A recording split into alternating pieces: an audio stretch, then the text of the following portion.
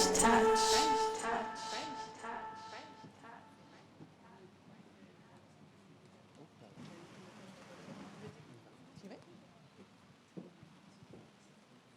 c'est là. Bonjour. Ça va? Ouais. Alors moi, je m'appelle Tania de Montaigne.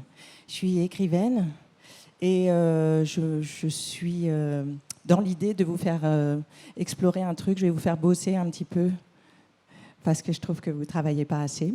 Alors, ce que je vais vous proposer, c'est de regarder une personne, soit à côté de vous, soit devant, soit derrière. Vous choisissez, à votre droite, à votre gauche, devant, derrière, comme vous le voulez. Voilà. Alors, vous trouvez la personne que vous regardez. Allez-y. N'hésitez pas. C'est même fortement recommandé. Peut-être vous pouvez vous regarder.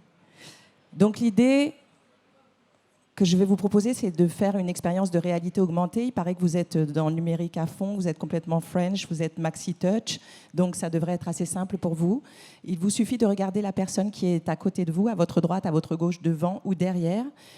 Regardez-la. Normalement, quand vous allez commencer à la regarder, le premier mouvement que vous allez avoir, c'est un mouvement de gêne. Donc vous allez être là, ouais, salut, bonjour, ça va?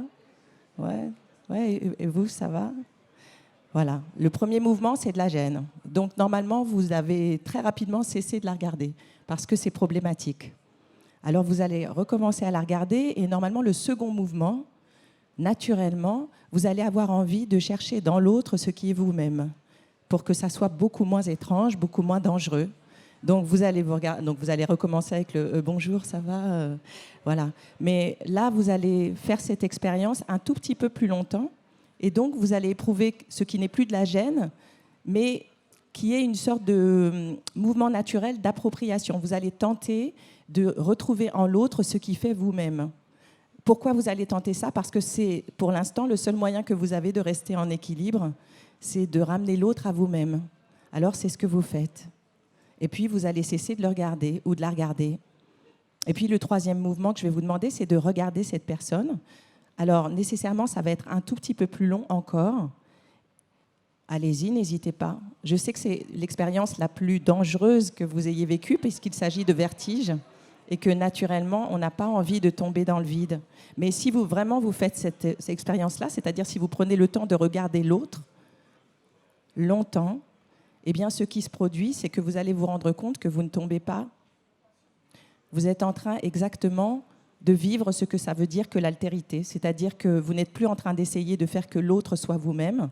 Ça y est, vous avez supporté la possibilité que ça ne soit pas ça. Vous allez commencer à appréhender l'autre pour ce qu'il est, pas vous, et pour autant vous. C'est-à-dire que vous allez expérimenter ce que Lévinas appelle se jeter dans le visage de l'autre. Vous allez faire l'expérience de ce qu'autrui produit pour vous, et il produit de la force et de la faiblesse parce que soudain, vous vous sentez responsable de l'autre. Et soudain, l'autre, c'est un peu vous, et puis pas du tout vous. Est-ce que vous sentez ça? Pour le sentir, il faut regarder l'autre. Si vous ne prenez pas ce risque, il ne se passe rien. Et il faut prendre ce risque parce que pendant 2 ans, en fait, il y a une pandémie qui nous a raconté que l'autre, il ne fallait pas le toucher, pas le regarder et éviter d'avoir des relations avec lui. Et parce que cette pandémie a mis ça en lumière, eh bien, nous avons considéré qu'il ne fallait plus se reposer que pour soi-même. Et parce que nous avons considéré ça, eh bien, une à une, il y a des démocraties qui tombent dans les bras de gens qui expliquent que en fait, le mieux, c'est le même et que l'autre est un problème.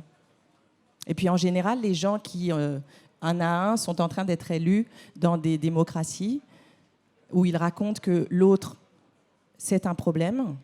Eh bien, une fois qu'on en est là, eh bien, on est tout naturellement disposé à croire que chaque solution simple pourrait être recevable. Et donc, nous sommes en train de, jour après jour, nous raconter que la complexité est un problème et que surtout, notre salut viendra de la pureté. Et à partir du moment où nous avons cru que la pureté était notre salut, eh bien, nous sommes tous disposés à aller un peu plus loin dans la possibilité d'éliminer l'autre.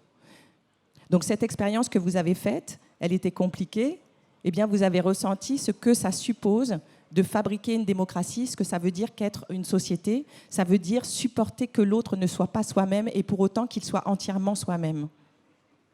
Et si vous vous êtes correctement regardé, maintenant je vous propose de plus seulement regarder votre voisin ou votre voisine, mais de regarder derrière vous, devant vous, de regarder tous les gens qui sont ici, de les regarder pleinement, pas juste de les survoler, parce que le survol, c'est ce qu'on fait à peu près en permanence. C'est-à-dire qu'on efface l'autre, en fait. Il devient un objet, on objective l'autre en permanence. Je vous demande, en fait, de restituer à chacun l'humanité qui lui appartient. Si vous faites ça vraiment, si vous vous êtes tourné à droite, à gauche, devant, derrière, si vous avez regardé pleinement les gens qui sont là, alors vous êtes prêts pour le deuxième niveau, French Touch que vous êtes, qui est de se demander ce que c'est qu'un Français.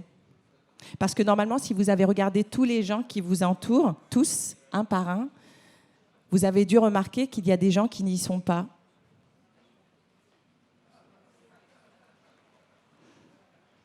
Il y a des absents. Il y a des absentes. Il y a des gens qui n'y sont pas parce que leur catégorie sociale fait qu'ils ne sont ni French ni Touch. Ils sont rien. Ils sont sur la touche.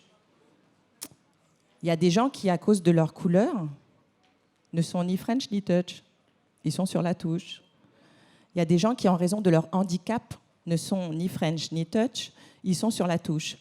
Et parce que, ce que je disais au début, nous n'avons pas fait ce trajet de regarder l'autre comme nous-mêmes, eh bien, souvent, on s'est contenté du fait que, il y a des gens qui sont French et Touch, et puis des gens qui sont ni French ni Touch. C'est ainsi. Et puis, même, on s'est habitué à l'idée que, si tu as envie d'être French et Touch, tu fais un effort, quoi. Sois plus French, sois plus Touch, et puis ça y est, quoi. Donc, comme je sais que parmi vous, il y a des gens qui sont des dirigeants, il y a des gens qui, parmi vous, travaillent avec d'autres gens. Il paraît. C'est notre côté French et Touch. Il y a des gens qui innovent, il y a des gens qui réfléchissent, il y a des gens qui sont connectés à ce monde-là, à d'autres mondes. Il y a des gens qui sont déjà dans le métaverse. Il y a des gens qui sont maxi NFT. Il y a des gens qui sont dans des univers. Ils sont sur 4 mondes à la fois. Je leur propose d'accéder à un nouveau monde, qui est un monde pas si dingue, en fait, qui est un monde très banal. C'est pour ça que souvent, on n'y va pas dans ce monde-là, parce qu'il n'a rien de spectaculaire. C'est le monde du quotidien, quoi. Je ne sais pas comment vous êtes venus jusqu'ici. Comment vous êtes venus ? Vous êtes venus comment ? En voiture ? Ouais. Qui est-ce qui est venu en voiture ? Allez-y, levez la main, n'hésitez pas. Je ne vous dénoncerai pas, ça restera entre nous.